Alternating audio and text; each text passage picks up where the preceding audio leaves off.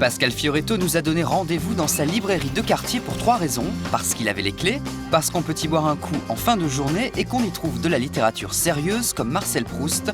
Proust que l'auteur cite volontiers quand il s'agit de définir le pastiche.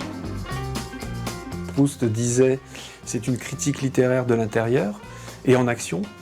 Donc il s'agit vraiment de chausser les pantoufles d'Amélie Nothomb, de Bernard Werber, de Philippe Solers, pour se mettre à voir le monde comme eux. Donc ça nécessite un boulot d'imprégnation, c'est-à-dire que pratiquement je lis toute l'œuvre, disponible en tout cas, jusqu'à arriver à cette épiphanie où je me mets à voir le monde comme Modiano, et je découvre au passage que, par exemple, il y a beaucoup de chaussures, il est beaucoup question de lacets dans le travail de Modiano, ce qu'une critique de l'extérieur n'a pas forcément décelé. Ou alors que chez Marc Lévy, les couchers de soleil durent 12 heures environ. Marc Lévy, revu et corrigé en 2007, ce qui donne « Et si c'était nié » de Marc Lévis. Sylvia baissa les yeux avec gravité et se leva contre le torse d'Adam. Que se passe-t-il, Sylvia? Tu as l'air soucieuse tout à coup. Je me demande si... Si quoi, Sylvia? Si je n'ai pas un truc au cerveau. Lâcha-t-elle dans un souffle.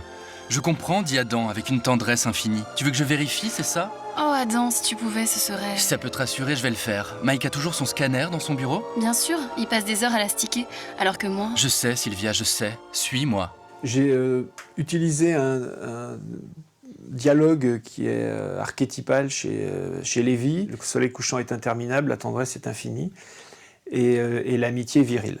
Voilà, donc j'ai brodé sur ce thème-là, et il y a souvent une malade du cerveau ou quelqu'un à sauver, enfin il faut qu'il y ait un peu de tension dramatique. Ça a d'ailleurs beaucoup fait rigoler, en fait, Marc Lévy, parce qu'il me l'a dit.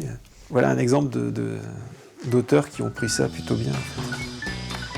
Le plus grand secret de l'humanité serait-il caché dans une chanson de Dalida? Pourquoi les hommes mangent des mars et les femmes du bifidus?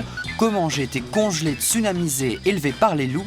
En 5 ans, Pascal Fioretto se moque gentiment des genres ou des styles d'auteurs, des auteurs plutôt flattés d'ailleurs. De toute façon, mieux vaut garder le sens de l'humour, car en matière de détournement, le pasticheur a tous les droits, ou presque.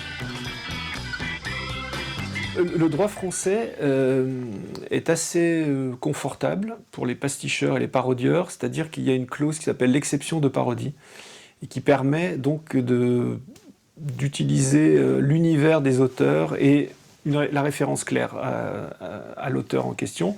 Donc Amélie Nothomb, je l'appelais Amélie Nothlon. Enfin, donc le jeu de mots est très mauvais, mais c'est juste une protection juridique.